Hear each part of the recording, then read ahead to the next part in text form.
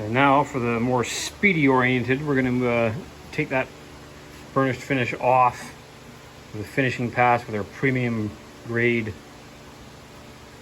finishing carbide insert at 700 RPM, and then we'll follow that up with the burnishing tool dry, and we might even run the burnishing tool at 1100 volts.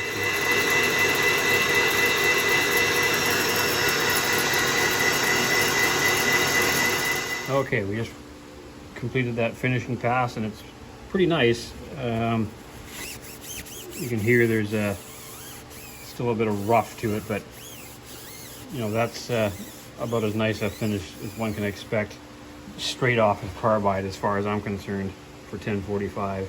That was at 700 RPM, 6.5 thousandths per revolution with a 25 thousandth depth of cut with coolant.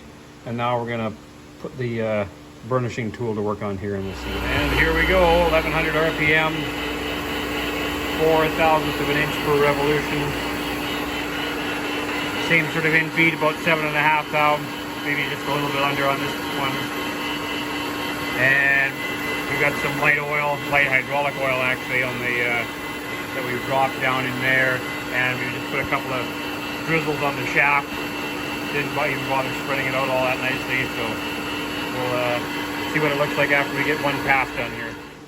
So there it is after one pass. Still got the oil on it. There's not that much there. It's pretty dry to the feel, but it all that rough is there's the unburnished section, and here's the burnished section. So all that rough has been smoothed out of it, and it's pretty darn shiny. We'll reverse the carriage feed and we'll come back out the other way, have a quick look, and then maybe we'll finish with some Scotch. And we're just coming to rest now, having gone one way and then back out the other with that burnishing tool. 1100 RPM with oil, and way faster than ever necessary as far as I'm concerned. We're just doing this as an experiment, and works like a hot damn. It doesn't seem to be any wrong way to run this. You can run it fast, you can run it slow, oil, coolant. Conceivably you could run it dry, but there's a sintered bronze bushing that sort of guides the ball there, so you know, it wouldn't hurt to throw something on there to either keep it cool or lubricated. But it's quite tolerant of all sort of operating parameters as far as I can tell, and you know, that's a pretty darn nice finish. But I think we got a nearly identical finish at slower speeds with a little whiff of Scotch-Brite when you're done. And remember, this is 2 passes. All the other videos published to date have just been with 1 pass up there, so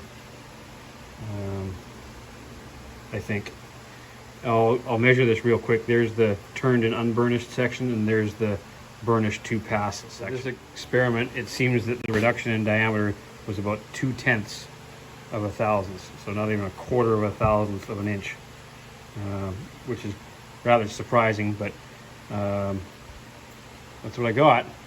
And again, we were moving that at 4 thousandths of an inch per revolution, which is sort of double what the suggested parameters were from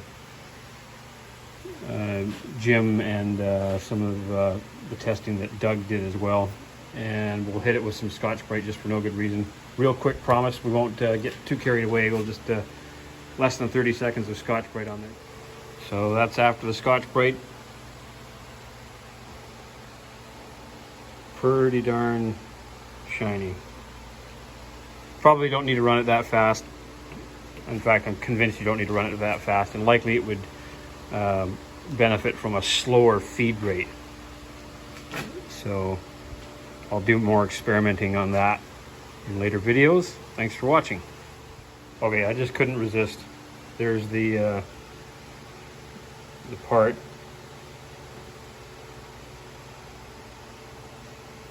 And there, of course, is the box that the tool came in.